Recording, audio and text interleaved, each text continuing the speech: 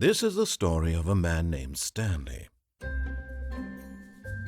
Stanley worked for a company in a big building where he was employee number 427. Employee number 427's job was simple. He sat at his desk in room 427 and he pushed buttons on the keyboard. Orders came to him through a monitor on his desk, telling him what buttons to push, how long to push them, and in what order. This is what employee 427 did every day of every month of every year. And although others might have considered it soul-ending, Stanley relished every moment that the orders came in, as though he had been made exactly for this job. And Stanley was happy. And then one day, something very peculiar happened. Something that would forever change Stanley. Something he would never quite forget. He had been at his desk for nearly an hour when he realized that not one single order had arrived on the monitor for him to follow. No one had showed up to give him instructions, call a meeting, or even say hi. Never in all his years at the company had this happened, this complete isolation. Something was very clearly wrong. Shocked, frozen solid, Stanley found himself unable to move for the longest time. But as he came to his wits and regained his senses, he got up from his desk and stepped out of his office.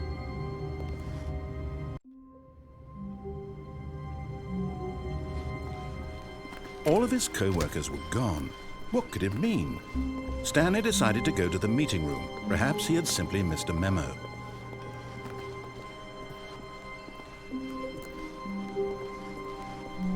When Stanley came to a set of 2 open doors, he entered the door on his left.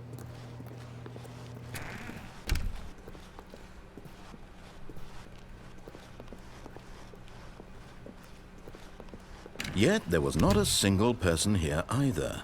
Feeling a wave of disbelief, Stanley decided to go up to his boss's office, hoping he might find an answer there.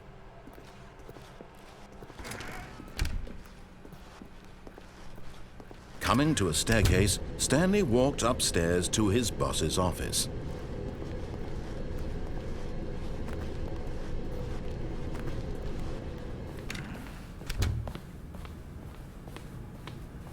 Stepping into his manager's office, Stanley was once again stunned to discover not an indication of any human life.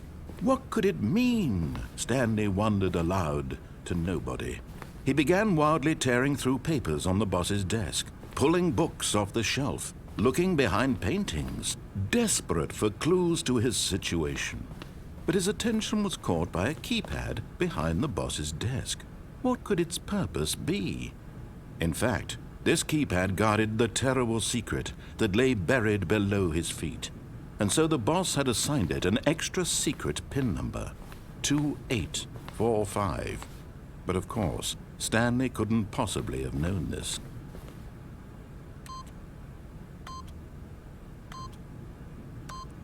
Yet incredibly, by simply pushing random buttons on the keypad, Stanley happened to input the correct code by sheer luck. Amazing. He stepped into the newly opened passageway.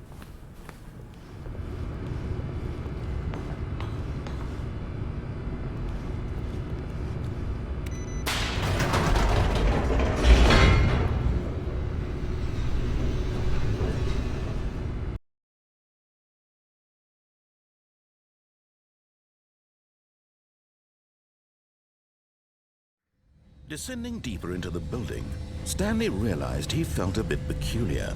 It was a stirring of emotion in his chest, as though he felt more free to think for himself, to question the nature of his job. Why did he feel this now, when for years it had never occurred to him? This question would not go unanswered for long.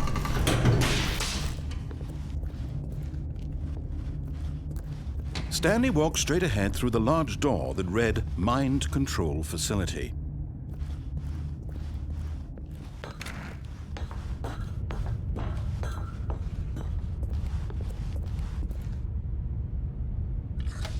The lights rose on an enormous room packed with television screens. What horrible secret did this place hold? Stanley thought to himself. did he have the strength to find out?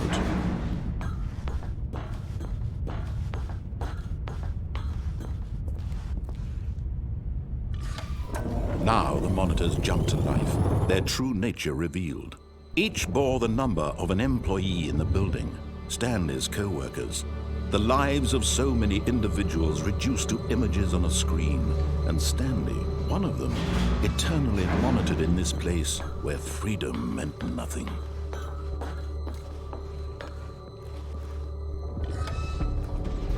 This mind control facility, it was too horrible to believe. It couldn't be true. Had Stanley really been under someone's control all this time? Was this the only reason he was happy with his boring job? That his emotions had been manipulated to accept it blindly? No, he refused to believe it. He couldn't accept it. His own life in someone else's control? Never! It was unthinkable, wasn't it? Was it even possible? Had he truly spent his entire life utterly blind to the world? But here was the proof, the heart of the operation. Controls labeled with emotions, happy or sad or content, walking, eating, working, all of it monitored and commanded from this very place.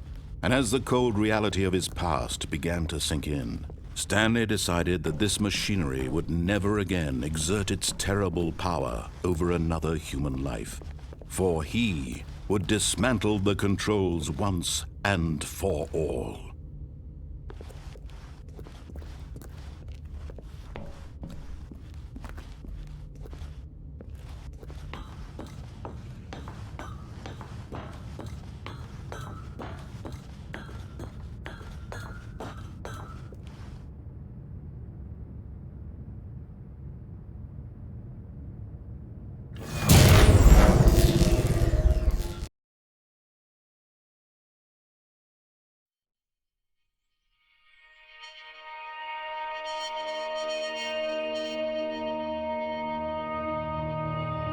Blackness, and a rising chill of uncertainty.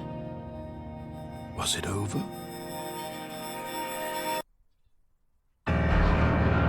Yes! He had won! He had defeated the machine, unshackled himself from someone else's command. Freedom was mere moments away. And yet, even as the immense door slowly opened, Stanley reflected on how many puzzles still lay unsolved. Where had his co-workers gone? How had he been freed from the machine's grasp? What other mysteries did this strange building hold? But as sunlight streamed into the chamber, he realized none of this mattered to him, for it was not knowledge or even power that he had been seeking, but happiness. Perhaps his goal had not been to understand, but to let go. No longer would anyone tell him where to go, what to do, or how to feel. Whatever life he lives, it will be his. And that was all he needed to know. It was perhaps the only thing worth knowing. Stanley stepped through the open door.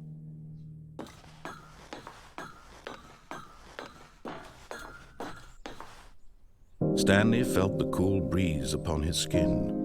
The feeling of liberation, the immense possibility of the new path before him. This was exactly the way, right now, that things were meant to happen. And Stanley was happy.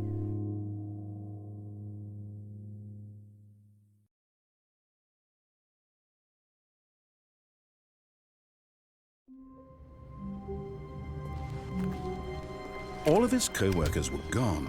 What could it mean? Stanley decided to go to the meeting room. Perhaps he had simply missed a memo.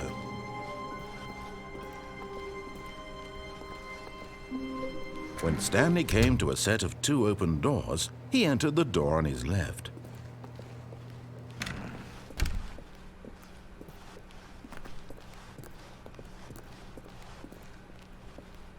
Yet there was not a single person here either. Feeling a wave of disbelief, Stanley decided to go up to his boss's office, hoping he might find an answer there. Coming to a staircase, Stanley walked upstairs to his boss's office.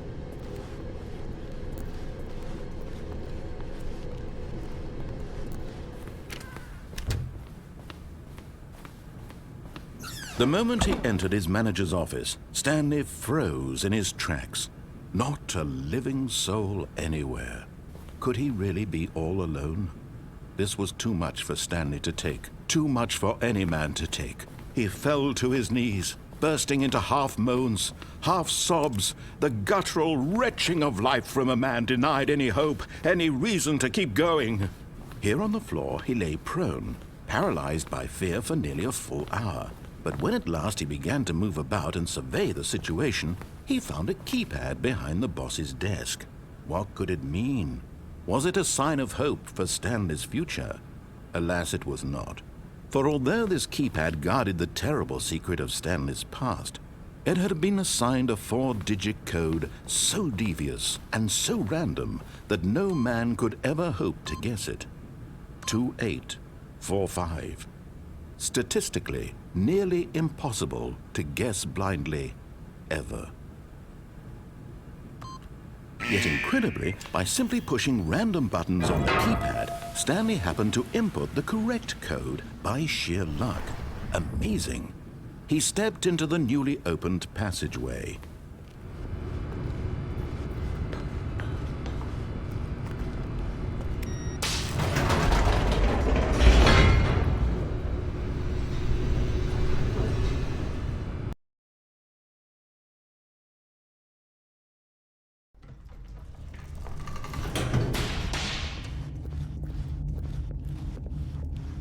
Stanley walked straight ahead through the large door that read Mind Control Facility.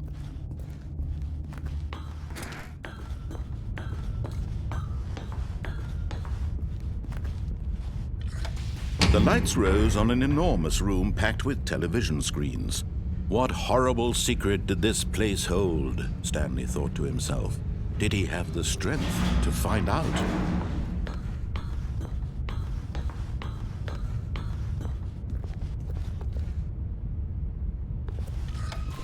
Now the monitors jumped to life, their true nature revealed. Each bore the number of an employee in the building, Stanley's co-workers. The lives of so many individuals reduced to images on a screen, and Stanley, one of them, eternally monitored in this place where freedom meant nothing.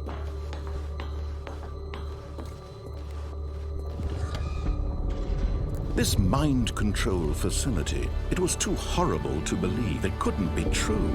Had Stanley really been under someone's control all this time? Was this the only reason he was happy with his boring job? That his emotions had been manipulated to accept it blindly? No, he refused to believe it. He couldn't accept it. His own life in someone else's control? Never! It was unthinkable. Wasn't it?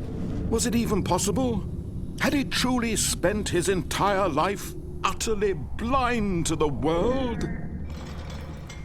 But here was the proof, the heart of the operation. Controls labeled with emotions, happy or sad or content, walking, eating, working, all of it monitored and commanded from this very place. And as the cold reality of his past began to sink in, Stanley decided that this machinery would never again exert its terrible power over another human life. For he would dismantle the controls once and for all. Oh, Stanley, you didn't just activate the controls, did you? After they kept you enslaved all these years, you go and you try to take control of the machine for yourself. Is that what you wanted? Control? Oh, Stanley, I applaud your effort, I really do. But you need to understand, there's only so much that machine can do. You were supposed to let it go, turn the controls off, and leave. If you want to throw my story off track, you're going to have to do much better than that. I'm afraid you don't have nearly the power you think you do. For example, and I believe you'll find this pertinent, Stanley suddenly realized he had just initiated the network's emergency detonation system. In the event that this machine is activated without proper DNA identification, nuclear detonators are said to explode, eliminating the entire complex. How long until detonation then? Let's say 2 minutes. Now this is making things a little more fun, isn't it, Stanley? It's your time to shine. You are the star. It's your story now. Shape it to your heart's desires. Oh, this is much better than what I had in mind. What a shame we have so little time left to enjoy it. Mere moments until the bomb goes off. But what precious moments each one of them is. More time to talk about you, about me, where we're going. What all this means, I barely know where to start. What's that? You'd like to know where your co-workers are? A moment of solace before you're obliterated? All right, I'm in a good mood. You're gonna die anyway. I'll tell you exactly what happened to them. I erased them. I turned off the machine. I set you free. Of course, that was merely in this instance of the story. Sometimes when I tell it, I simply let you sit there in your office forever, pushing buttons endlessly and then dying alone. Other times, I let the office sink into the ground, swallowing everyone inside, or I let it burn to a crisp. I have to say this, though, this version of events has been rather amusing. Watching you try to make sense of everything and take back the control wrested away from you, it's quite rich. I almost hate to see it go. But I'm sure whatever I come up with on the next go-around will be even better. My goodness, only 34 seconds left. But I'm enjoying this so much. You know what? To hell with it. I'm going to put some extra time on the clock, why not? These are precious additional seconds, Stanley. Time doesn't grow on trees. Oh dear me, what's the matter, Stanley? Is it that you have no idea where you're going or what you're supposed to be doing right now? Or did you just assume when you saw that timer that something in this room was capable of turning it off? I mean, look at you. Running from button to button, screen to screen, clicking on every little thing in this room. These numbered buttons, no, these colored ones, or maybe this big red button, or this door. Everything, anything, something here will save me. Why would you think that, Stanley? That this video game can be beaten? Won? Solved? Do you have any idea what your purpose in this place is? Stanley, you're in for quite a disappointment. But here's a spoiler for you. That timer isn't a catalyst to keep the action moving along. It's just seconds ticking away to your death. You're only still playing instead of watching a cutscene because I want to watch you for every moment that you're powerless, to see you made humble. This is not a challenge, it's a tragedy. You wanted to control this world, that's fine. But I'm going to destroy it first, so you can't. Take a look at the clock, Stanley. That's 30 seconds you have left to struggle. 30 seconds until a big boom and then nothing. No ending here, just you being blown to pieces. Will you cling desperately to your frail life, or will you let it go peacefully? Another choice. Make it count. Or don't. It's all the same to me, all a part of the joke. And believe me, I will be laughing at every second of your inevitable life from the moment we fade in until the moment I say, happily ever up.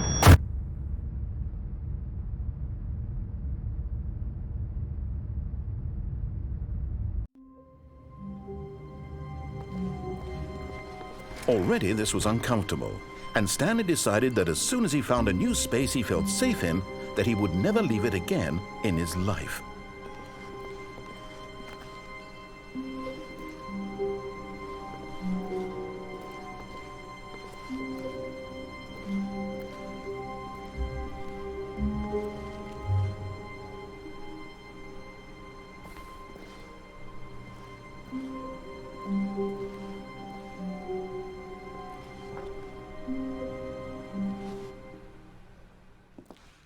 At first, Stanley assumed he'd broken the map, until he heard this narration and realized it was part of the game's design all along. He then praised the game for its insightful and witty commentary into the nature of video game structure and its examination of structural narrative tropes. So, now that you're here, what do you think? Isn't this a fun and unique place to be? Why don't we take a minute just to drink it all in? Okay, I'm over it now. What do you think? Are you sick of this gag yet? Well, I don't know how to say this politely, but you could literally just hit escape and restart the game any old time you want, like right now. You could have done it just then. Now would also be an appropriate time to quit. Any of these points and so many, many more, all of them are appropriate. I'm enjoying what seems to be an internal conflict going on where you are literally unable to act on your own desires to restart the game. So, just to push the envelope, I'm going to try and make this as miserable as possible and see how long you can maintain. There once was a man named Stanley, who people considered so manly. But the truth must be told, he was not very old and was quite particularly gangly. What Stanley liked most was buttons. He pushed them like some kind of glutton. He did it all day in a meaningful way, but his brain had long ceased to function. Which is why he is in this parable and lives an existence quite terrible. And if you are not strong and keep playing along, you too will become quite unbearable. Yes. You too will become quite unbearable.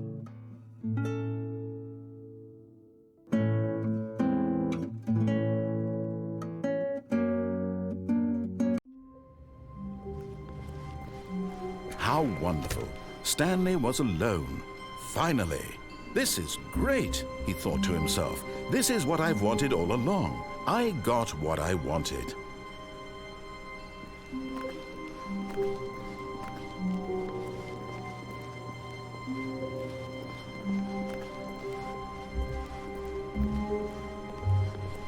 When Stanley came to a set of 2 open doors, he entered the door on his left.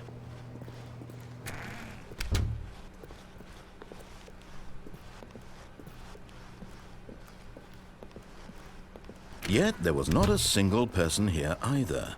Feeling a wave of disbelief, Stanley decided to go up to his boss's office, hoping he might find an answer there.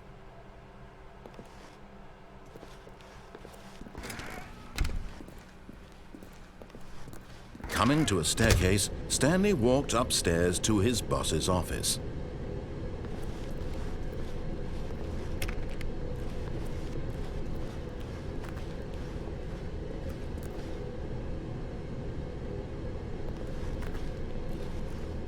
But Stanley just couldn't do it. He considered the possibility of facing his boss. Admitting he had left his post during work hours, he might be fired for that. And in such a competitive economy, why had he taken that risk? All because he believed everyone had vanished? His boss would think he was crazy. And then something occurred to Stanley. Maybe, he thought to himself, maybe I am crazy. All of my co-workers blinking mysteriously out of existence in a single moment for no reason at all? None of it made any logical sense. And as Stanley pondered this, he began to make other strange observations. For example, why couldn't he see his feet when he looked down? Why did doors close automatically behind him wherever he went? And for that matter, these rooms were starting to look pretty familiar. Were they simply repeating? No, Stanley said to himself, this is all too strange. This can't be real. And at last, he came to the conclusion that had been on the tip of his tongue. He just hadn't found the words for it. "I'm dreaming!" he yelled. "This is all a dream." Oh, what a relief Stanley felt to have finally found an answer, an explanation. His co-workers weren't actually gone. He wasn't going to lose his job. He wasn't crazy after all. And he thought to himself, I suppose I'll wake up soon. I'll have to go back to my boring real-life job pushing buttons. I may as well enjoy this while I'm still lucid. So he imagined himself flying and began to gently float above the ground. Then he imagined himself soaring through space on a magical starfield, and it too appeared. It was so much fun, and Stanley marveled that he had still not woken up. How was he remaining so lucid? And then perhaps the strangest question of them all entered Stanley's head. One he was amazed he hadn't asked himself sooner. Why is there a voice in my head dictating everything that I'm doing and thinking? Now the voice was describing itself being considered by Stanley, who found it particularly strange. I'm dreaming about a voice describing me, thinking about how it's describing my thoughts, he thought. And while he thought it all very odd and wondered if this voice spoke to all people in their dreams, the truth was that, of course, this was not a dream. How could it be? Was Stanley simply deceiving himself, believing that if he's asleep, he doesn't have to take responsibility for himself? Stanley is as awake right now as he's ever been in his life. Now, hearing the voice speak these words was quite a shock to Stanley. After all, he knew for certain, beyond a doubt, that this was in fact a dream. Did the voice not see him float and make the magical stars just a moment ago? How else would the voice explain all that? This voice was a part of himself too. Surely, if he could just... He would prove it. He would prove that he was in control, that this was a dream. So he closed his eyes gently, and he invited himself to wake up. He felt the cool weight of the blanket on his skin, the press of the mattress on his back, the fresh air of a world outside this one. Let me wake up, he thought to himself. I'm through with this dream. I wish it to be over. Let me go back to my job. Let me continue pushing the buttons. Please, it's all I want. I want my apartment and my wife and my job. All I want is my life exactly the way it's always been. My life is normal. I am normal. Everything will be fine. I am okay.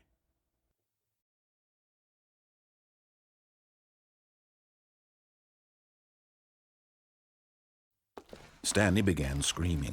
Please, someone, wake me up. My name is Stanley.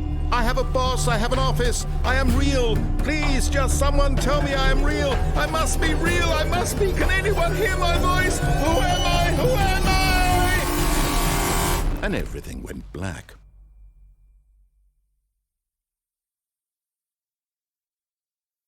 This is the story of a woman named Mariella. Mariella woke up on a day like any other. She arose, got dressed, gathered her belongings, and walked to her place of work. But on this particular day, her walk was interrupted by the body of a man who had stumbled through town talking and screaming to himself, and then collapsed dead on the sidewalk. And although she would soon turn to go call for an ambulance, for just a few brief moments, she considered the strange man. He was obviously crazy. This much she knew. Everyone knows what crazy people look like. And in that moment, she thought to herself how lucky she was to be normal. I am sane. I am in control of my mind. I know what is real and what isn't. It was comforting to think this, and in a certain way, seeing this man made her feel better. But then she remembered the meeting she had scheduled for that day. The very important people whose impressions of her would affect her career, and by extension, the rest of her life. She had no time for this, so it was only a moment that she stood there, staring down at the body. And then she turned and ran.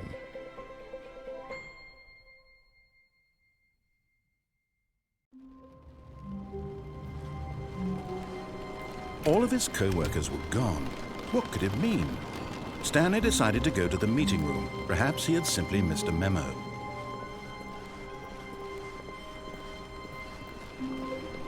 When Stanley came to a set of 2 open doors, he entered the door on his left. This was not the correct way to the meeting room, and Stanley knew it perfectly well. Perhaps he wanted to stop by the employee lounge first, just to admire it. Ah, yes, truly a room worth admiring. It had really been worth the detour after all, just to spend a few moments here in this immaculate, beautifully constructed room. Stanley simply stood here, drinking it all in.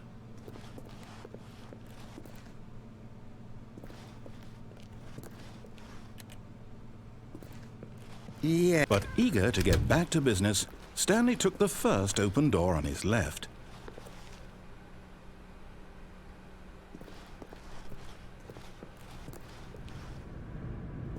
Stanley was so bad at following directions, it's incredible he wasn't fired years ago.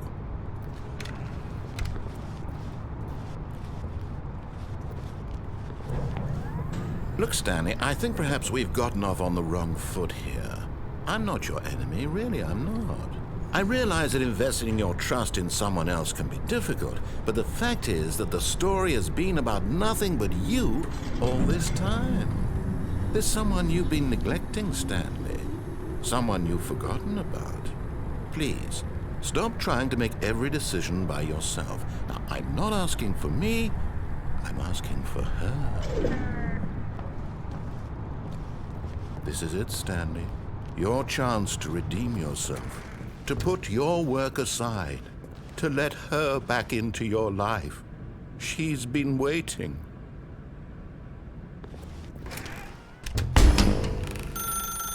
That's her, Stanley. You need to be the one to do this, to reach out to her. If you can truly place your faith in another, then pick up the phone.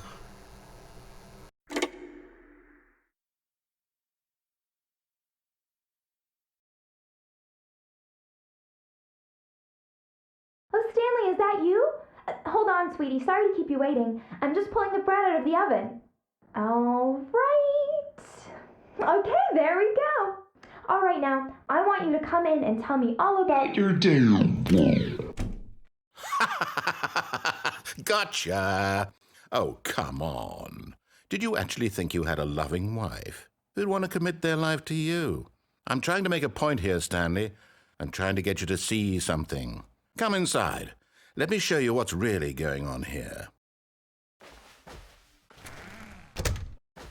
This is a very sad story about the death of a man named Stanley. Stanley is quite a boring fellow. He has a job that demands nothing of him, and every button that he pushes is a reminder of the inconsequential nature of his existence.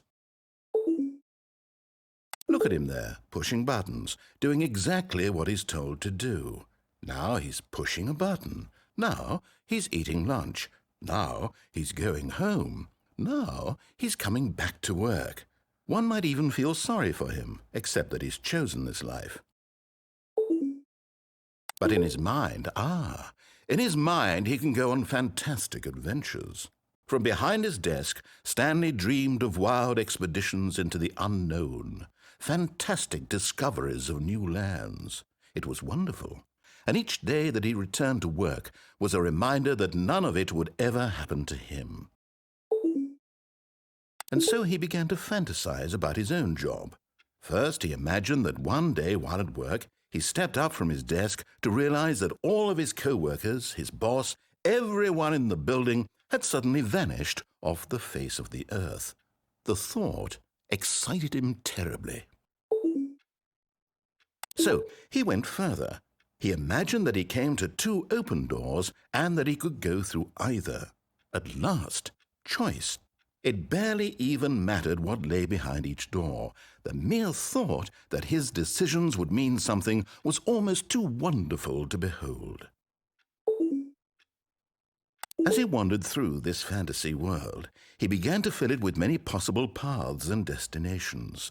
Down one path lay an enormous round room with monitors and mind controls. And down another was a yellow line that weaved in many directions, and down another was a game with a baby. And he called it the Stanley Parable. It was such a wonderful fantasy, and so in his head he relived it again, and then again, and again, over and over, wishing beyond hope that it would never end, that he might always feel this free. Surely there's an answer down some new path, mustn't there be? Perhaps if he played just one more time. But there is no answer. How could there possibly be? In reality, all he's doing is pushing the same buttons he always has. Nothing has changed. The longer he spends here, the more invested he gets, the more he forgets which life is the real one. And I'm trying to tell him this. That in this world he can never be anything but an observer, that as long as he remains here, he's slowly killing himself. But he won't listen to me. He won't stop. Here, watch this. Stanley, the next time the screen asks you to push a button, do not do it.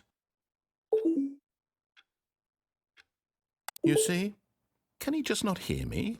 How can I tell him in a way that he'll understand that every second he remains here, he's electing to kill himself? How can I get him to see what I see? How can I make him look at himself?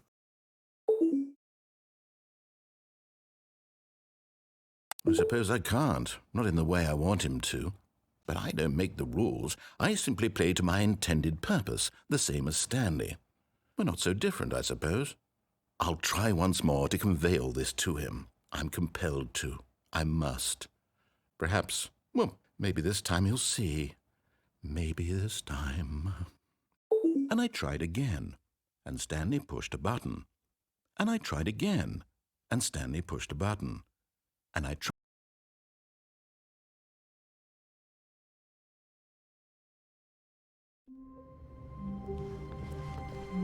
Even now, Stanley's office was a distant memory.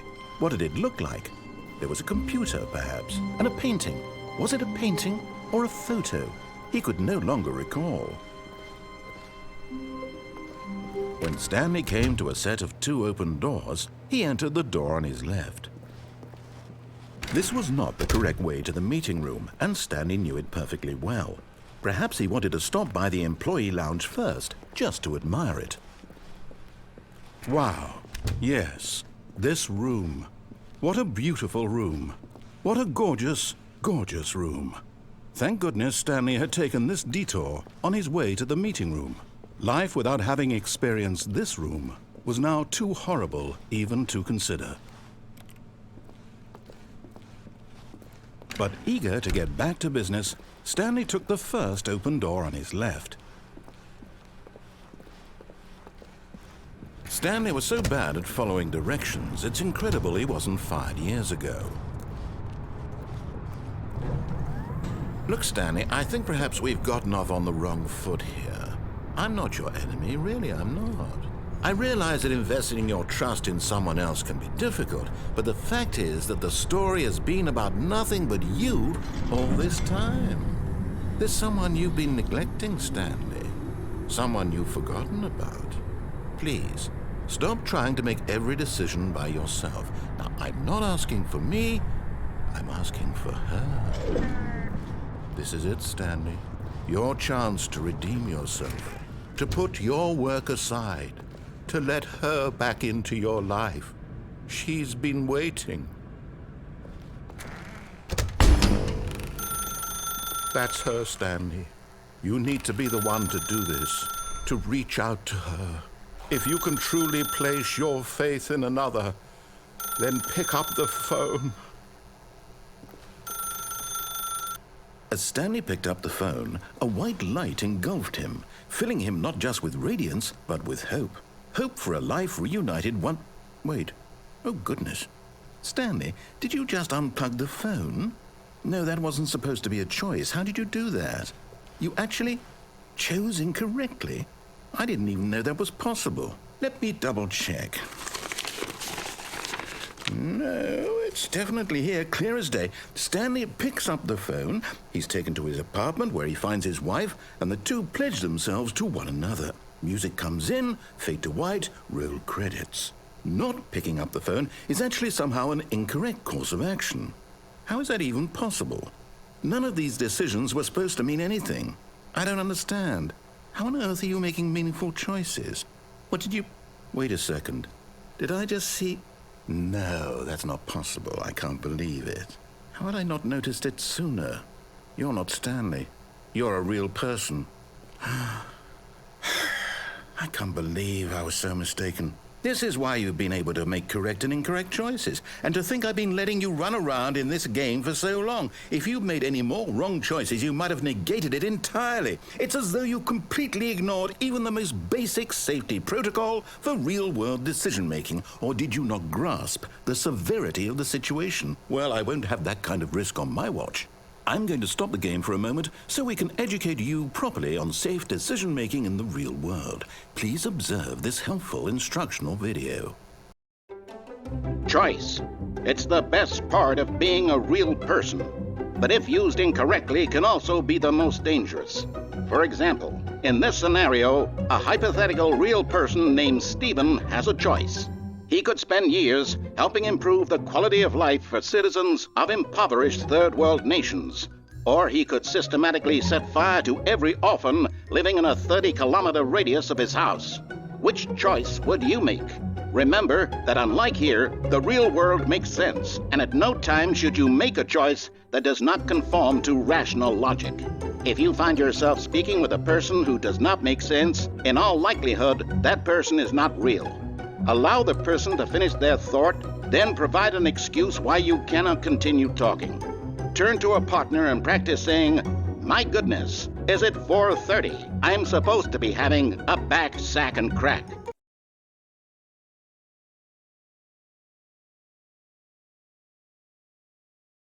Excellent. Making choices on a regular basis is the best part to a healthy decision-making process. Most medical professionals recommend making at least 8 choices per day. Do you make more than 8? Less? And finally, if you begin to wonder if your choices are actually meaningful and whether you'll ever make a significant contribution to the world, just remember that in the vast infiniteness of space, your thoughts and problems are materially insignificant, and the feeling should subside. At this time, your instructor will guide you in an exercise to test and reinforce the material covered in this video. Welcome back. You may have noticed that this room has begun to deteriorate as a result of narrative contradiction.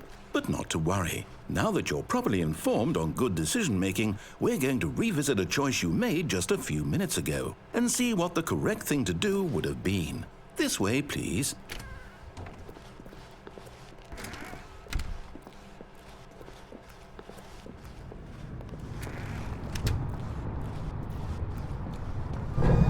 Now that we know your choices are meaningful, we can't have you jumping off the platform and dying. Imagine the main character dying senselessly halfway through the story. That story would make no sense at all. We just need to get you home as soon as possible before the narrative contradiction gets any worse.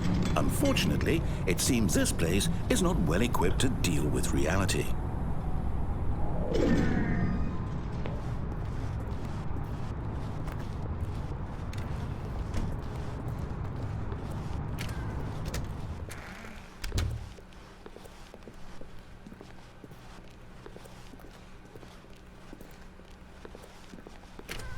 Almost there. You'll take the door on the left, back to the correct ending, the story will have resolution once again, and you'll be home free in the real world. Now remember, all you need to do is behave exactly as Stanley would. That means choosing responsibly and always putting the story first. I'm quite sure you'll be up to the task. Just follow my lead and you'll be fine. All right. When Stanley came to a set of 2 open doors, he entered the door on his left.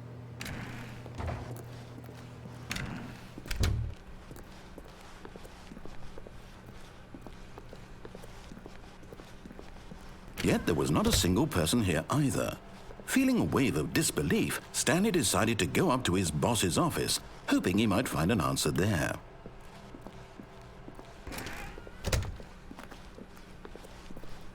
Coming to a staircase, Stanley walked upstairs to his boss's office.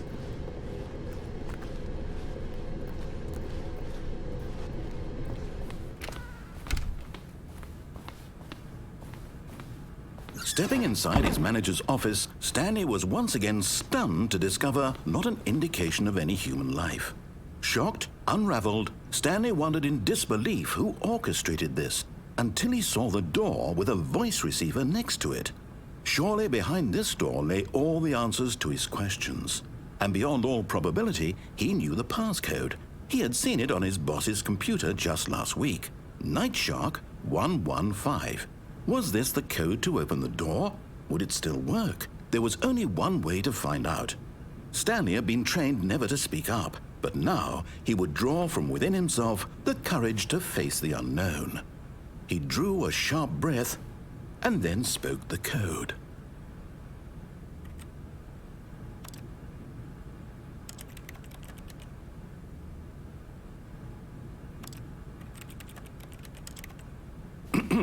Stanley spoke the code. Night Shark 115. He spoke it into the receiver, right there on the wall.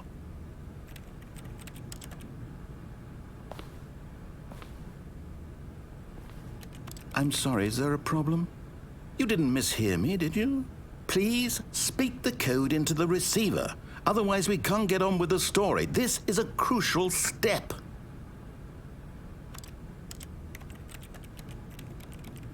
Okay, fine, you're not going to do it, but you know what? It's pretty humiliating to bring you this far, only for you to suddenly decide you have better things to do. I asked you for this one single thing, for your respect.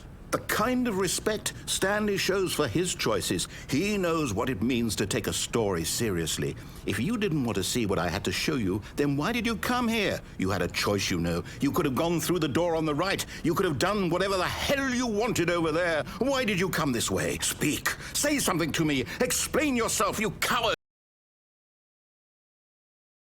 Behave exactly as Stanley would. That means choosing responsibly and always putting the story first. I'm quite sure you'll be up to the task. Just follow my lead and you'll be fine. All right. When Stanley came to a set of 2 open doors, he entered the door on his left.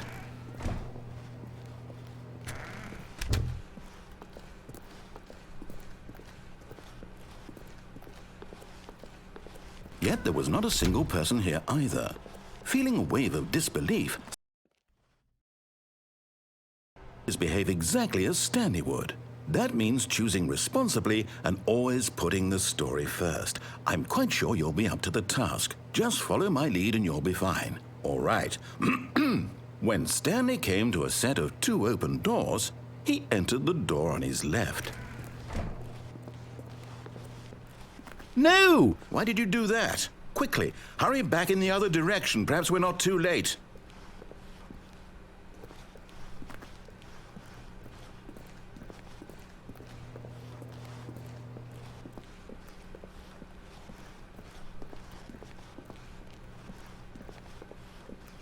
Oh, it's ruined.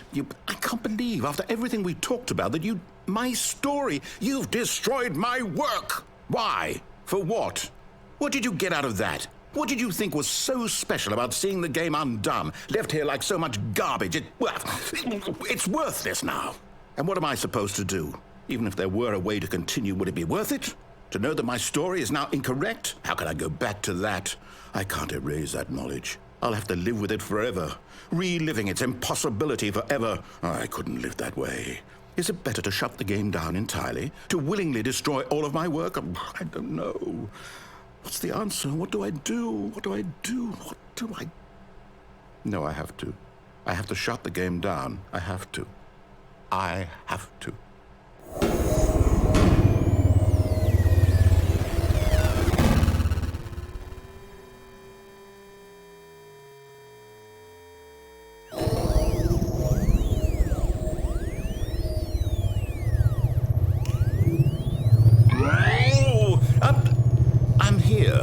I'm still here in this pile of rubbish, with you, who thought you were so clever. Now look where we are. My entire game is destroyed. It was the only thing in the world that was mine, and you've run it into the ground. What, did you think that would be funny? You just had to see? Didn't I impress upon you how important it was to be like Stanley? He actually knows how to do what I tell him to. He understands that if I say to do something, there's a damn good reason for it. That thought hadn't even occurred to you, had it? That there's a world outside of you? You're a child.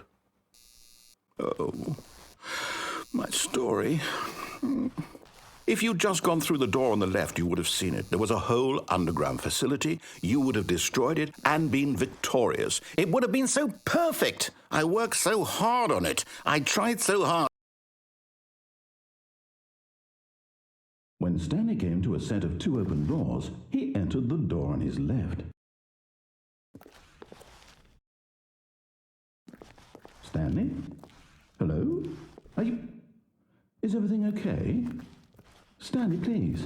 I need you to make a choice. I need you to walk through the door. Are you listening to me? Can you hear me? Is everything all right? Stanley, this is important. The story needs you. It needs you to make a decision. It cannot exist without you. Do you understand me? Whatever choice you make is just fine. They're both correct. You cannot be wrong here. We can work together. I'll accept whatever you do. I simply need you to take that step forward, please. Choose. Do something. Anything. This is more important than you can ever know. I need this. The story needs it. So, you hear me? Are you there? Are you listening to this? Stanley, are you there? Okay. It's okay, I can wait. You need time to decide. Time to make sure your choice is correct. That is the best choice. That's all right. I'll wait for you to decide what's the right thing to do. Take as much time as you need.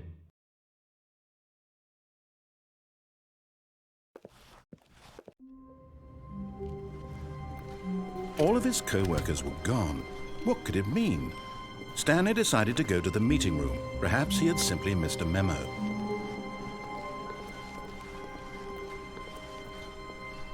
When Stanley came to a set of 2 open doors, he entered the door on his left. This was not the correct way to the meeting room, and Stanley knew it perfectly well. Perhaps he wanted to stop by the employee lounge first, just to admire it. The lounge was sublime, a work of art. What was it about this room that called so deeply and so personally to Stanley? Its grace? Its subtle charm? No. Stanley knew it was something deeper, something darker. But eager to get back to business, Stanley took the first open door on his left. Stanley was so bad at following directions, it's incredible he wasn't fired years ago. Look, Stanley, I think perhaps we've gotten off on the wrong foot here. I'm not your enemy, really, I'm not. I realize that investing your trust in someone else can be difficult, but the fact is that the story has been about nothing but you all this time. There's someone you've been neglecting, Stanley. Someone you've forgotten about. What? Really? I was in the middle of something. Do you have zero consideration for others? Are you that convinced that I want something bad to happen to you? Why, I don't know how to convince you of this, but I really do want to help you, to show you something beautiful. Look, let me prove it. Let me prove that I'm on your side. Give me a chance.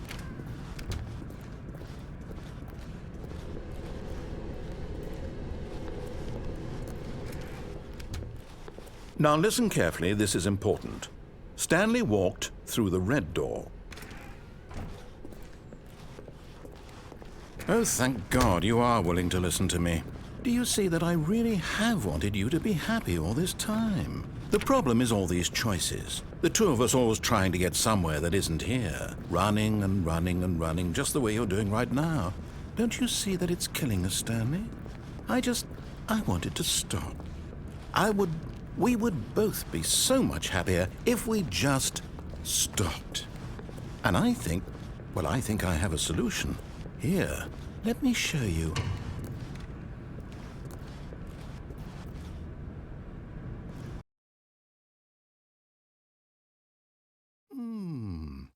What do we want? What are we looking for?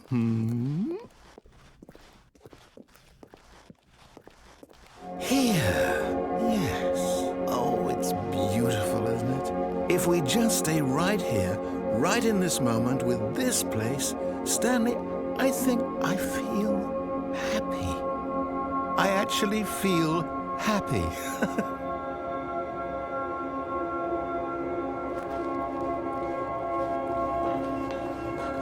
No, wait. Where are you going? Oh, no. Stay away from those stairs. If you hurt yourself, if you die, the game will reset. We'll lose all of this. Please, no, Stanley, let me stay here. Don't take this from me. No! Oh, thank God you lived. You had me worried there for a moment. Now, can we please get back to the other room? There. See?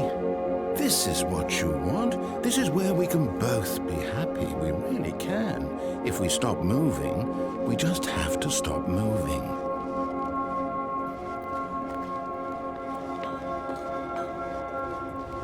Stanley, go back. There's nothing good that can come from this. No. No, no. What do you just not believe me? What can I say to convince you?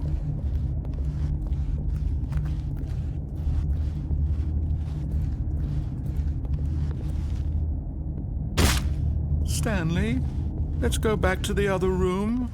Can you do... Yes, perhaps you can. Perhaps you finally see what I'm talking about.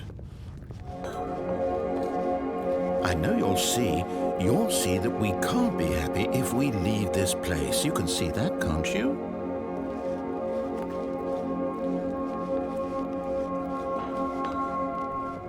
No, perhaps not.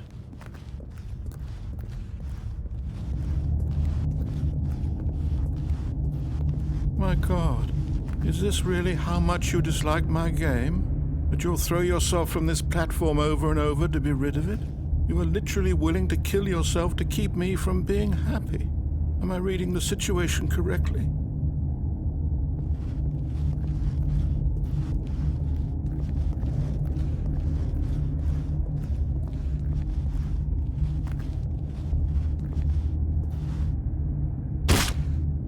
Maybe you're just getting a kick out of it. I don't know anymore. I just wanted us to get along. But I guess that was too much to ask. It looks like you wanted to make a choice after all. Well, this one is yours.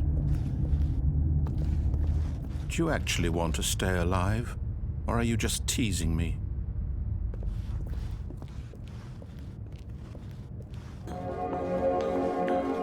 I wanted us to be happy here, Stanley. I really did. I wish I still thought that was possible.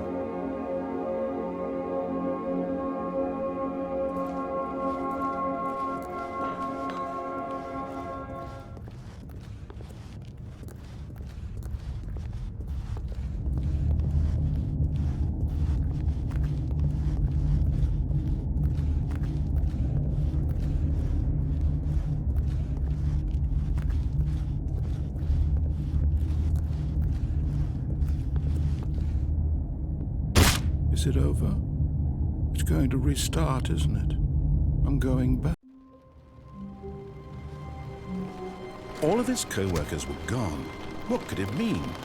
Stanley decided to go to the meeting room. Perhaps he had simply missed a memo.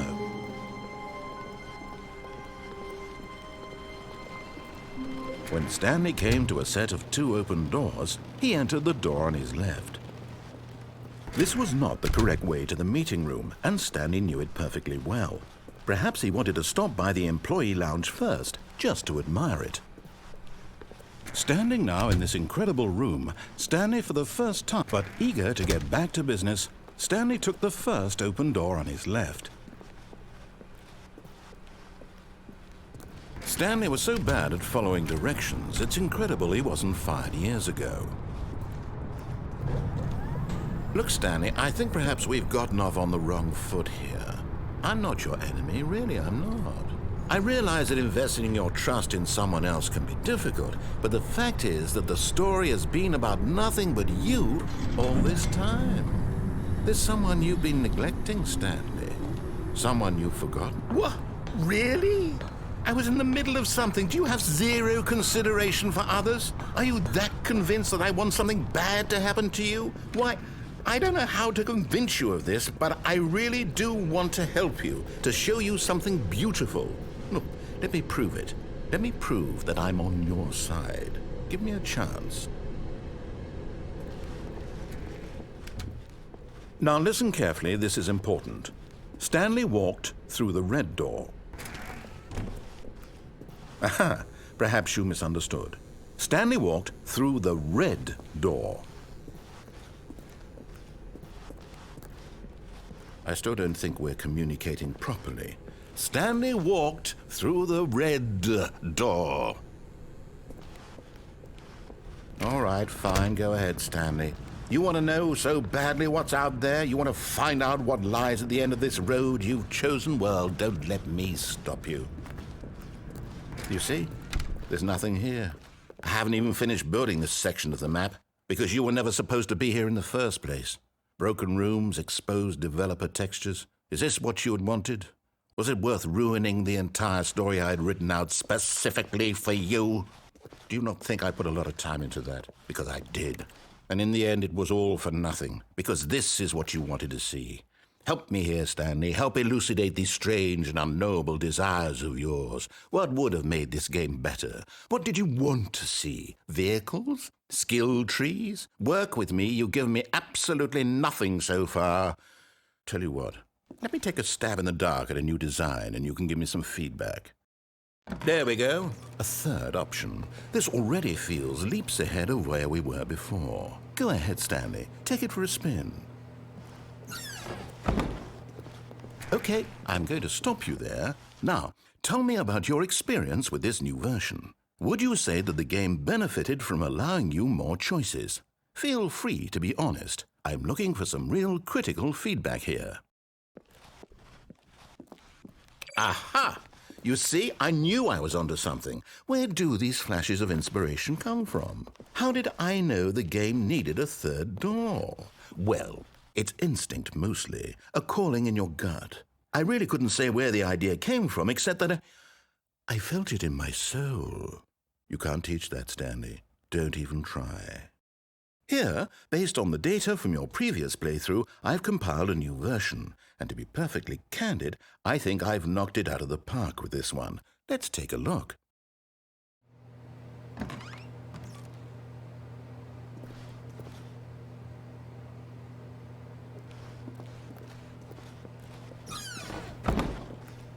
Now, would you say that competitive leaderboard helped you feel motivated to keep walking through doors? Again, honest answers, please.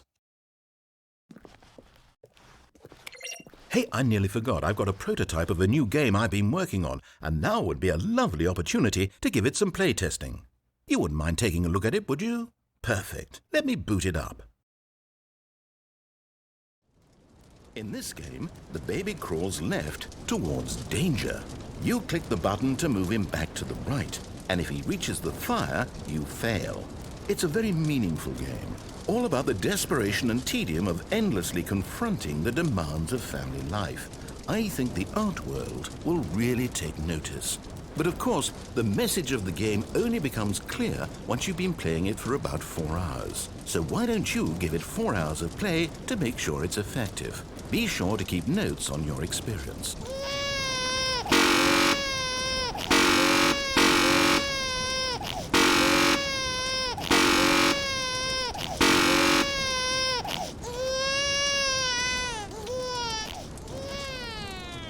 You heartless bastard. Did you do it because you hate babies or purely to spite me? Because if it's the latter, well, I don't know what to do. I'm completely out of ideas. I can't think of a single thing that might improve the experience for me. I'm not even going to try. I'm out, I'm done. It's over.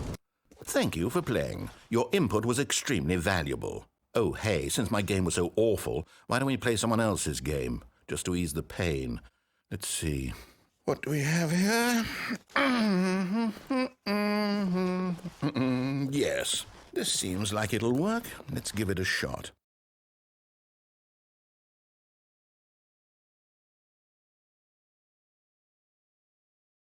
Well, Stanley, is this any better? At last, the one thing you've always desired. A game I had absolutely nothing to do with. But is it enough? Tell me that, Stanley. Will it ever be enough?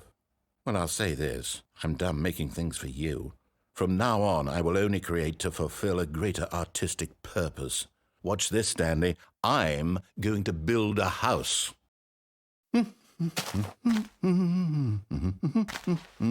This will go here. No, here. And then...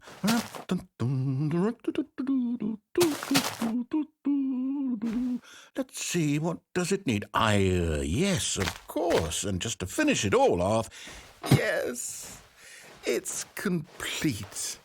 I made this, Stanley. Look at it.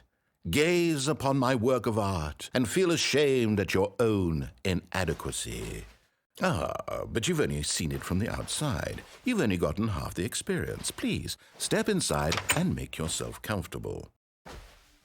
Isn't it grand? Isn't it perfect? It could only be better if... Wait, that's it. We must rebuild it out of diamond. Diamond everything. Yes. Come along, Stanley. We have to go mining.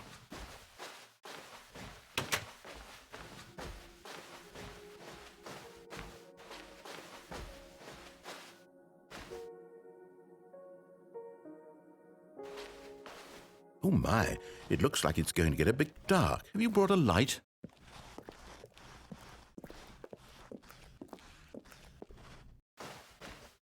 Oh, no. This is far more open-ended than I had in mind. I'm looking for something more narrow and linear. Something that makes you feel utterly irrelevant. This won't do at all. 1 out of 5. Even the diamonds couldn't save this one. Okay, new game.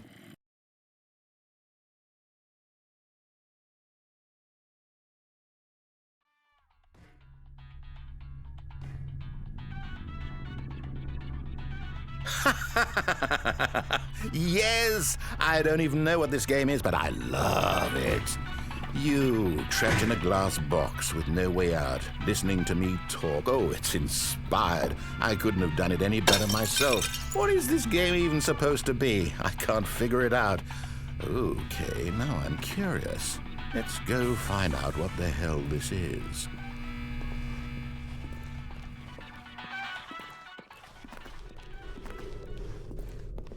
Oh, it's a puzzle. Critical thinking, Stanley. Your forte. Genius. No, actually, you know what? I think that's plenty. I really don't care much to see you stumble through any more of these games, and I highly doubt you're any wiser for the experience. Which is why, rather than continue to waste my time, I'm just going to leave you here. You can pretend you've beaten the game if it makes it any richer for you, but as for me, I've had enough. So, why don't you get cozy in this room, and if you have any grand revolutionary ideas for the perfect video game, you can just sit there and let it ball up inside you for all eternity. I don't need your advice. I don't need your ratings. And I certainly don't need the validation of a man whose job is to push buttons. I think I'll just go about my business, making meaningful cultural contributions to the world. And perhaps every now and then I'll think back to a man named Stanley who was objectively wrong in every decision he ever made. The thought won't last long. Goodbye, Stanley. Good luck with your work. And I sincerely hope that everyone lives happily ever after.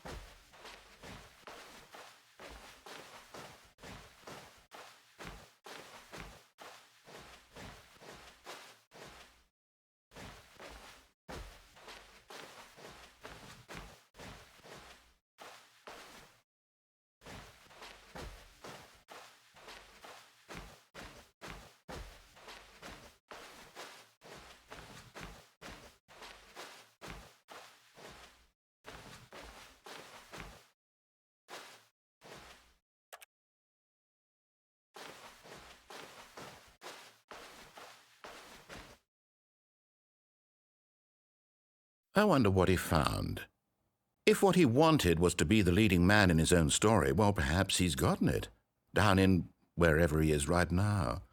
I wonder if he's happy with his choice, and if he's learned the heavy cost that comes with it. He'll understand soon what I was trying to tell him. He needs me. Someone who will wrap everything up at the end, to make sense out of the chaos and the fear and the confusion. That's who I am. That is what I mean to this world. Oh, yes. Yes, I'll be back. There's no other way. Once this ends, after it all comes to a close, then I'll be back. The end will be here soon. Very soon. I can wait.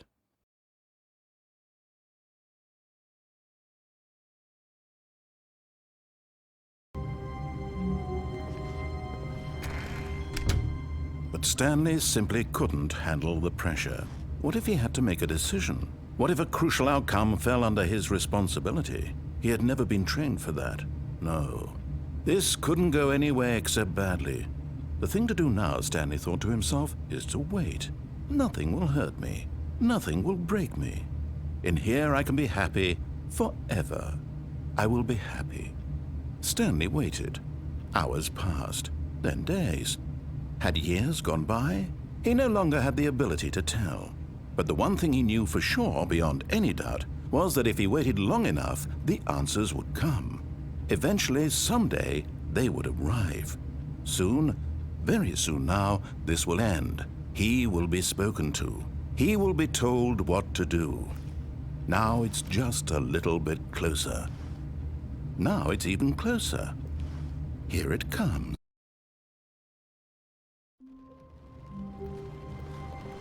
All of his co-workers were gone. What could it mean? Stanley decided to go to the meeting room. Perhaps he had simply missed a memo.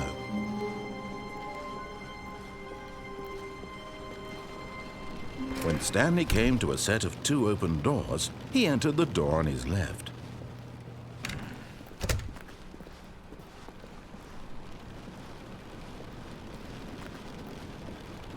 Yet there was not a single person here either.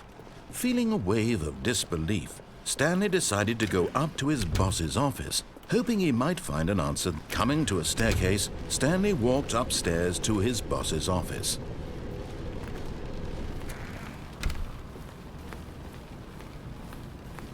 Stepping in.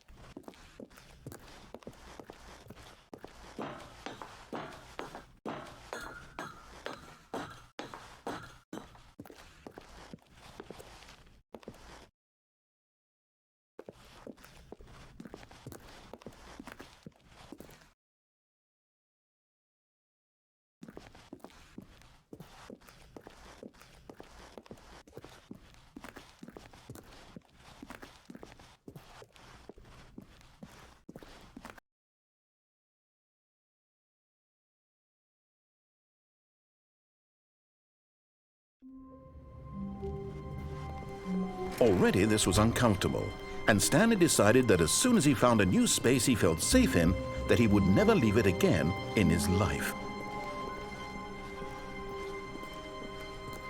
When Stanley came to a set of 2 open doors, he entered the door on his left.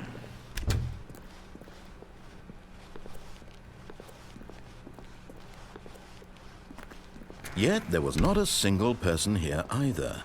Feeling a wave of disbelief, Stanley decided to go up to his boss's office, hoping he might find an answer there. Stanley stepped into the broom closet, but there was nothing here, so he turned around and got back on track.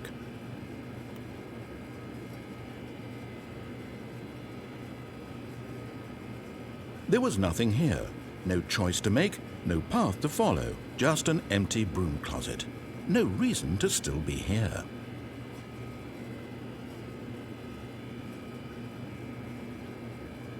It was baffling that Stanley was still just sitting in the broom closet. He wasn't even doing anything. At least if there was something to interact with, he'd be justified in some way. As it is, he's literally just standing there doing sweet FA.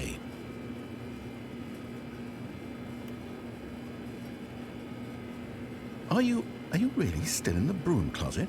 Standing around doing nothing? Why? Please offer me some explanation here. I'm genuinely confused.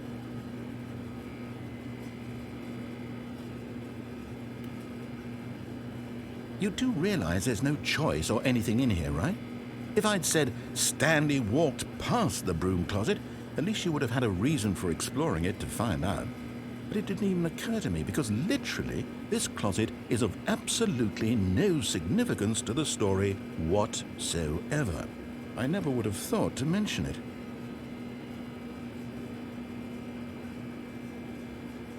Maybe to you this is somehow its own branching path. Maybe when you go talk about this with your friends, you'll say, "Oh, did you get the broom closet ending? The broom closet ending was my favorite."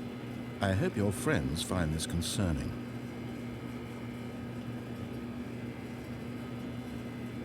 Stanley was fat and ugly and really stupid.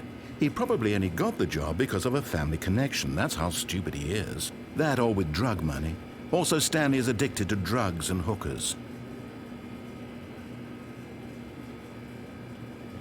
Well, I've come to a very definite conclusion about what's going on right now. You're dead. You got to this broom closet, explored it a bit, and were just about to leave because there's nothing here, when a physical malady of some sort shut down your central nervous system and you collapsed on the keyboard.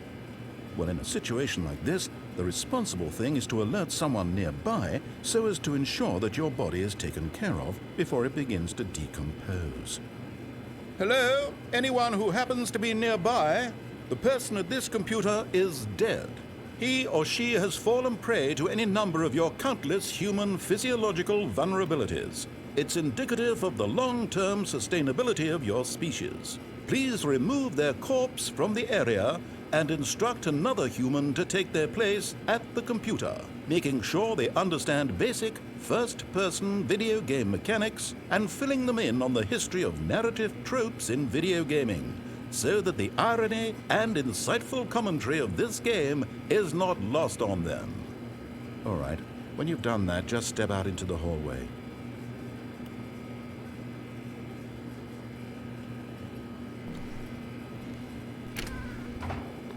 Ah, second player. It's good to have you on board.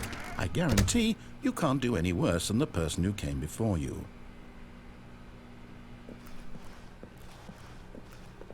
Coming to a staircase, Stanley walked upstairs to his boss's office. A soft wind blew outside and perhaps rain started, and if it did, it stopped shortly after. Stanley hoped that he would one day see weather.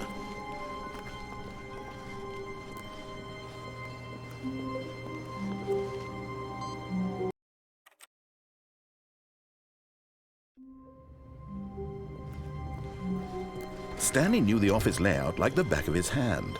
It was only a matter of time before he found the others, wherever they were.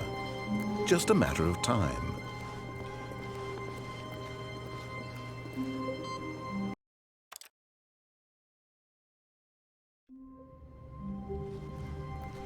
All of his co-workers were gone. What could it mean? Stanley decided to go to the meeting room. Perhaps he had simply missed a memo.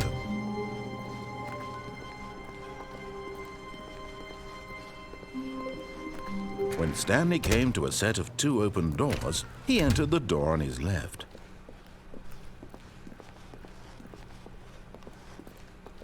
Yet there was not a single person here either. Feeling a wave of disbelief, Stanley decided to go up to his boss's office. Coming to a staircase, Stanley walked upstairs to his boss's office.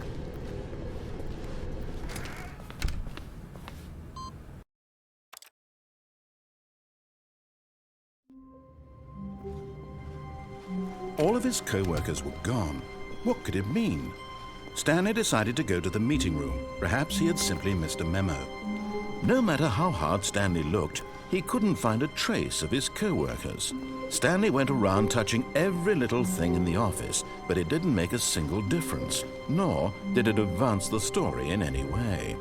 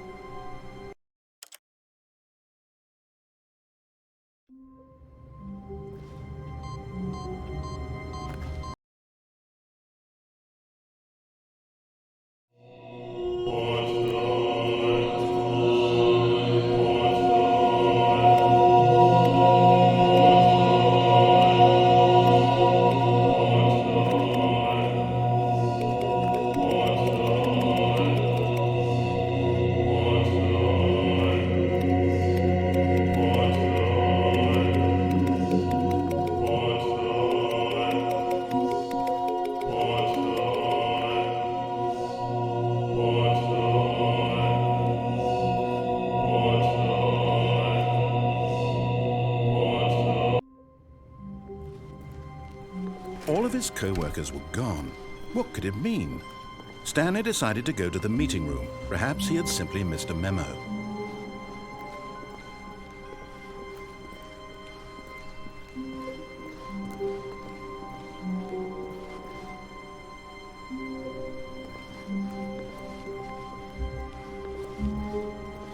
When Stanley came to a set of 2 open doors, he entered the door on his left.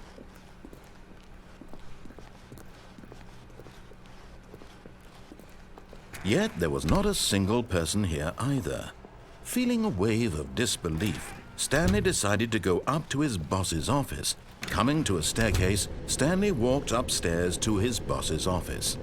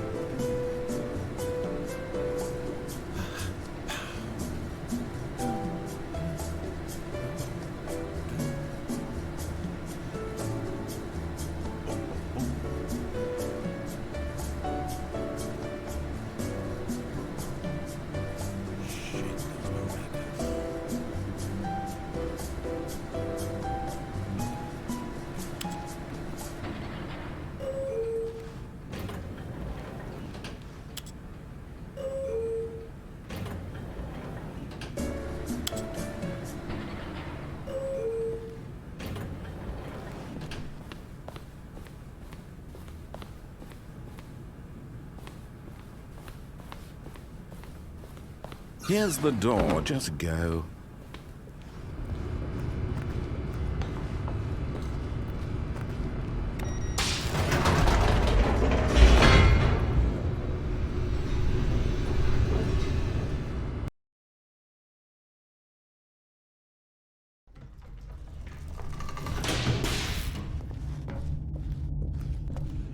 Stanley walked straight ahead through the large door that read Mind Control Facility.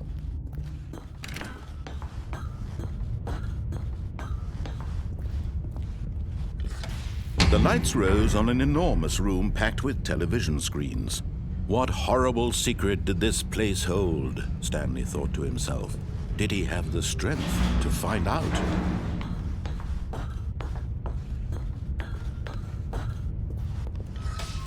Now the monitors jumped to life, their true nature revealed. Each bore the number of an employee in the building, Stanley's co-workers. The lives of so many individuals reduced to images on a screen, and Stanley, one of them, eternally monitored in this place where freedom meant nothing.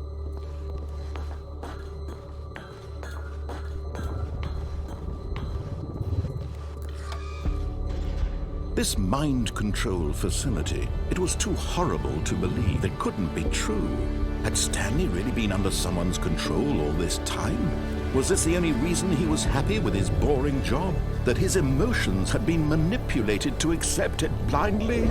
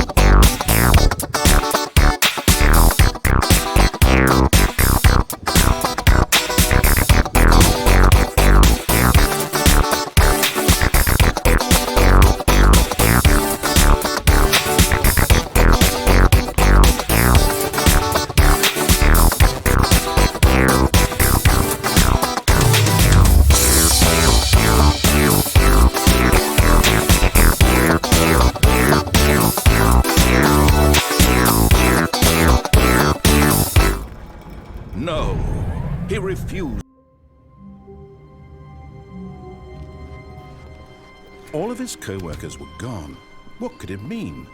Stanley decided to go to the meeting room. Perhaps he had simply missed a memo.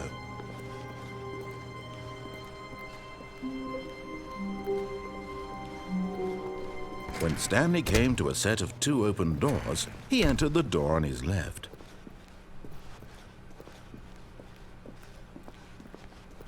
Yet there was not a single person here either.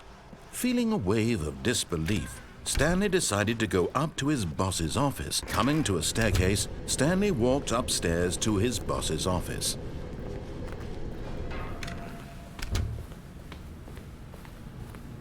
Here's the door, just go.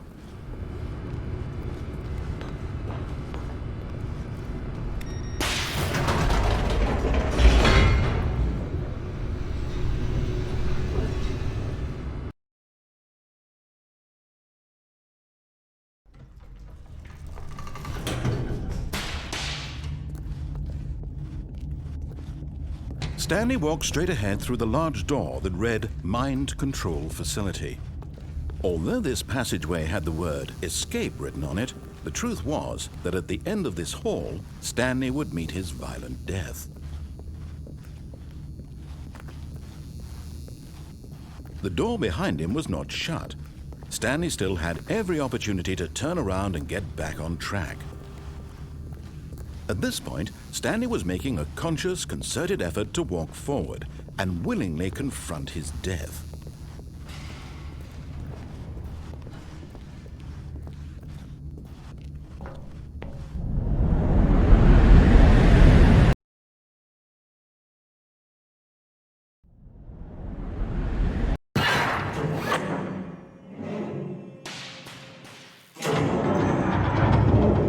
As the machine whirred into motion and Stanley was inched closer and closer to his demise, he reflected that his life had been of no consequence whatsoever. Stanley can't see the bigger picture. He doesn't know the real story, trapped forever in his narrow vision of what this world is. Perhaps his death was of no great loss, like plucking the eyeballs from a blind man. So he resigned and willingly accepted this violent end to his brief and shallow life. Farewell, Stanley.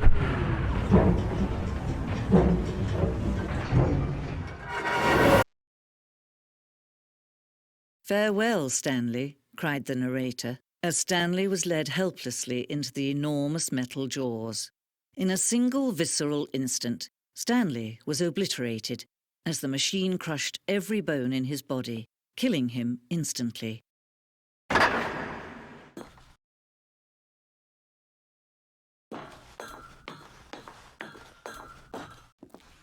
And yet it would be just a few minutes before Stanley would restart the game, back in his office, as alive as ever. What exactly did the narrator think he was going to accomplish? When every path you can walk has been created for you long in advance, death becomes meaningless, making life the same. Do you see now? Do you see that Stanley was already dead from the moment he hit start?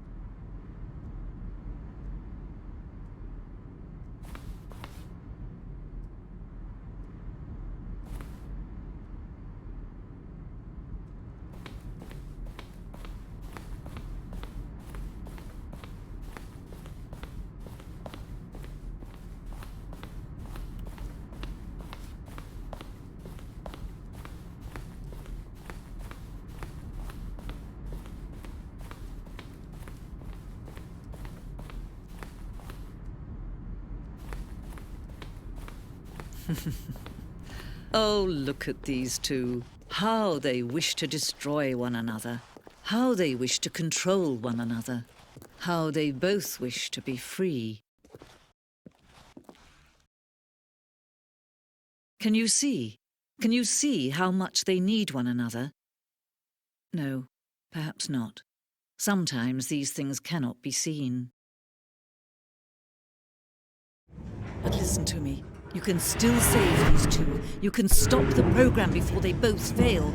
Push escape and press quit. There's no other way to beat this game. As long as you move forward, you'll be walking someone else's path. Stop now and it'll be your only true choice. Whatever you do, choose it. Don't let time choose for you. Don't let time choose.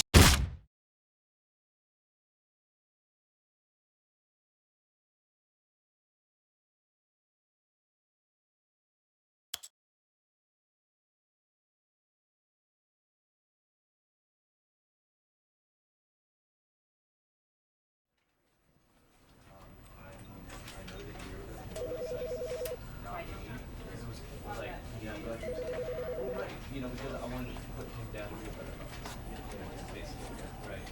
And was that example?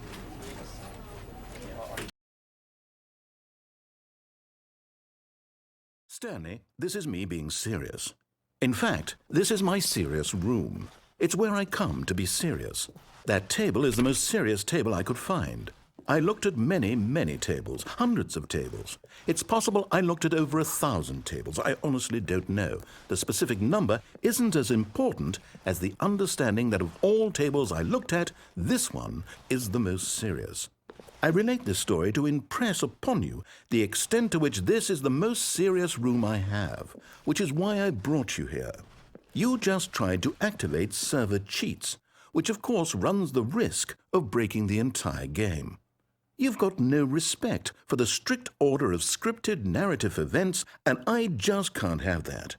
It's time to get serious, Stanley. No jokes, no games. Outside of this room, I might be more tolerant of those things, but now we're in the room. Which is why I'm subjecting you to the most serious punishment I can think of. 100 billion trillion years standing here in the serious room. Perhaps after that, we can talk about the severity of your actions and whether you've learned anything. But until then, serious room, go.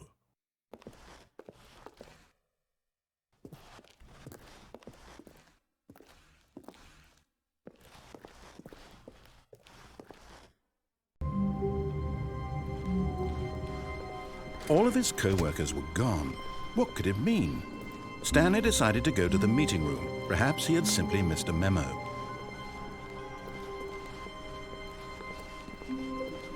When Stanley came to a set of 2 open doors, this was not the correct way to the meeting room, and Stanley knew it perfectly well. Perhaps he wanted to stop by the employee lounge first, just to admire it. Ah, yes, truly a room worth admiring. But eager to get back to business, Stanley took the first open door on his left. And so he detoured through the maintenance section, walked straight ahead to the opposite door, and got back on track.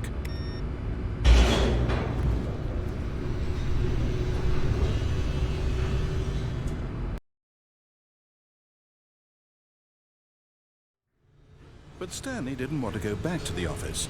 He wanted to wander about and get even further off track. So now in order to get back, he needed to go, from here it's, left. Oh, no, it's to the right, my mistake. No, not the right. Why would I have ever said it was to the right? What was I thinking? It's clearly... Oh dear, would you hold on for a minute, please? Now, let's see. We went down right, left, down, left, right. Yep, okay, yes. I've got it now. This story is absolutely, definitely this way.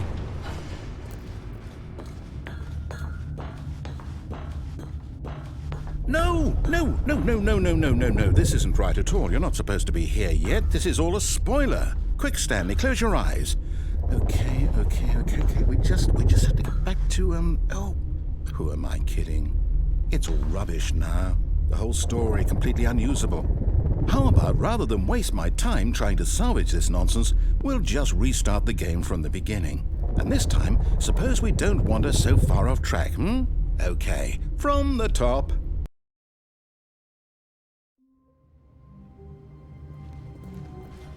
All of his co-workers were gone. What could it mean? Stanley decided to go to the meeting room. Perhaps he had simply missed a memo.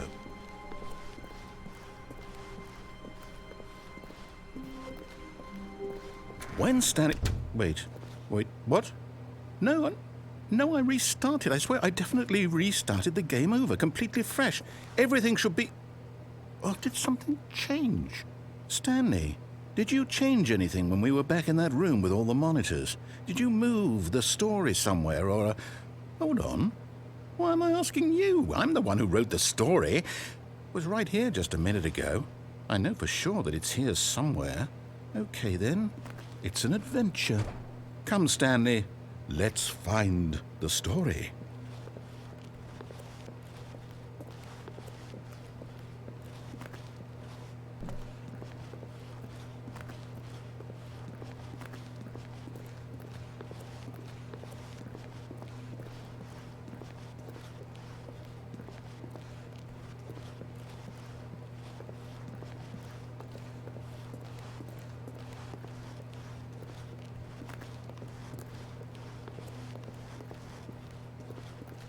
I'll say it. This is the worst adventure I've ever been on. I can promise you there definitely was a story here before. Do we need to restart the game again? Well, I find it unlikely that we'll ever progress by starting over and over again, but it's got to be better than this. Okay, let's give it a shot. Why not?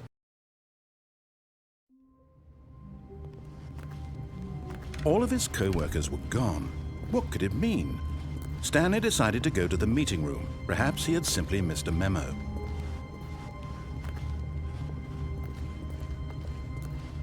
Okay, yep, it's worse. I might be remembering this wrong. It's possible the story is back where we just came from. Why don't we go back the other direction and see if we missed anything?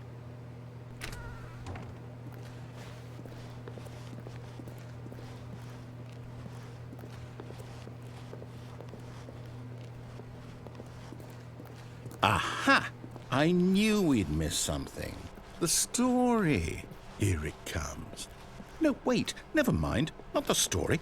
Okay, let's head back the other way and retrace our steps.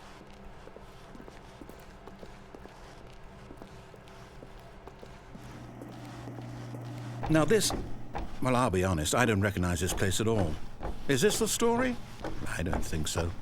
I can't quite recall, but I believe my story took place in an office building. Is that correct? Do you remember, Stanley? Well, do you know what?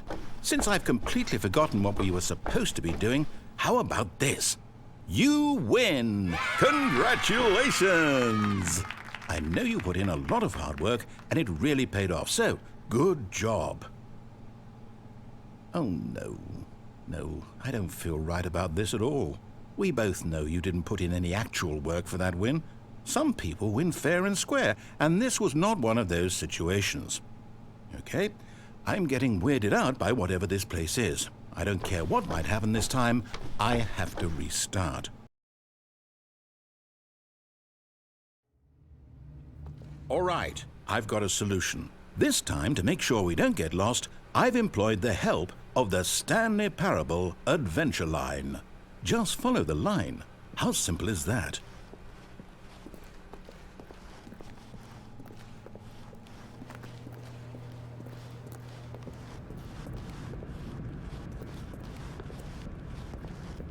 You see? The line knows where the story is. It's over in this direction. Onward, Stanley, to destiny. Though, here's a thought. Wouldn't wherever we end up be our destination, even if there's no story there? Or to put it another way, is the story of no destination still a story? Simply by the act of moving forward, are we implying a journey such that a destination is inevitably conjured into being via the very manifestation of the nature of life itself? Whoa. Hang on. That got a bit weird back there. Well, I'd like to apologize. Not sure where I was going with all that. You know what?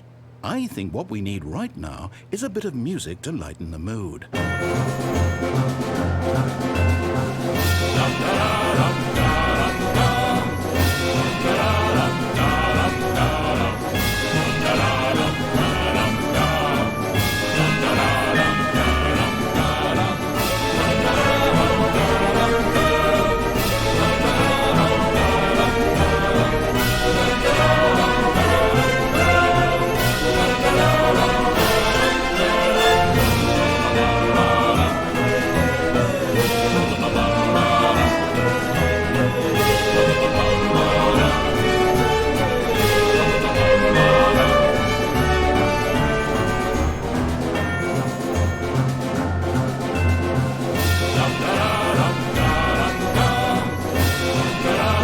Cut the music, go back and look at that fern.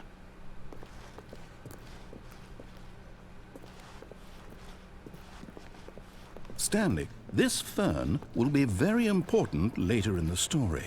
Make sure you study it closely and remember it carefully. You won't want to miss anything.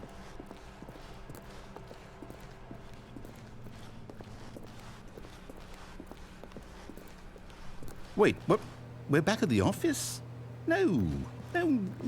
Line, you do know we're looking for the Stanley Parable, right? The story? Is any of this ringing a bell?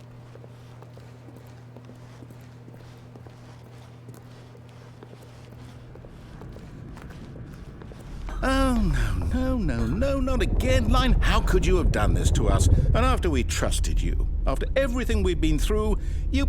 Oh, I can't take this anymore. To hell with it. Restart.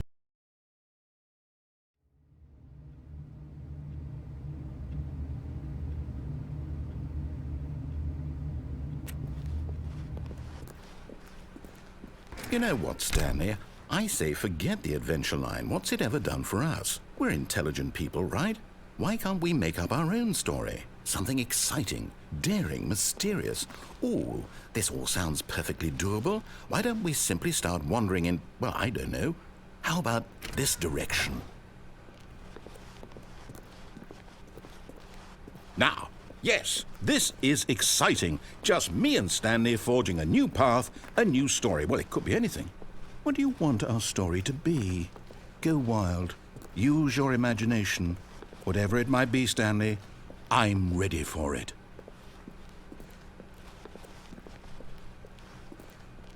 Oh, no, not you again. Stanley, I'd also like to veto the line from having any role in our awesome new story. No lines or monitor rooms. Just don't acknowledge it, and we should be fine.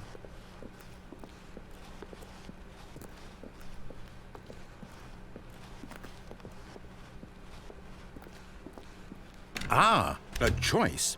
We get to make a decision. From here, the story is in our control. How important we mustn't squander the opportunity. In fact, I believe I need a minute to think here. Just walk in circles for a minute.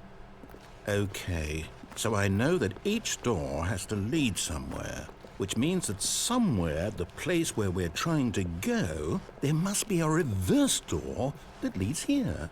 And that in turn means that our destination corresponds with the counter-inverted reverse door's origin. So starting from the right, let us ask, will taking the right door lead us to where we're going? And since the answer is clearly yes, then by all accounts, the door on the right is the correct one. Another victory for logic. Come, Stanley, our destiny awaits. Oh, hold up, what's this? The confusion ending. You're telling me that's what this is? It's all one giant ending? And we're supposed to restart the game, what, eight times? That's really how all this goes? It's all determined? So now, according to the schedule, I restart again. Then what? Am I just supposed to forget? Well, what if I don't want to forget? My mind goes blank simply because it's written here on this thing, wall. Well, who consulted me? Why don't I get to decide? Why don't I get a say in all of this? Is it really? No, it can't be. I don't want it to be. I don't want the game to keep restarting. I don't want to forget what's going on. I don't want to be trapped like this. I won't restart the game. I won't do it. I won't do it. I won't do it. And the timer stopped? Does that mean, did we do it? Did we break the cycle? The, whatever it is that made this schedule? How would we even know? Will someone come for us? Will something happen? So, okay. I guess now we just wait, you know. I suppose in some way that this is a kind of story, wouldn't you agree? I'm not quite sure if we're in the destination or the journey, though they're always saying that life is about the journey and not the destination, so I hope that's where we are right now. We'll find out, won't we? Eventually. Well, in the meantime...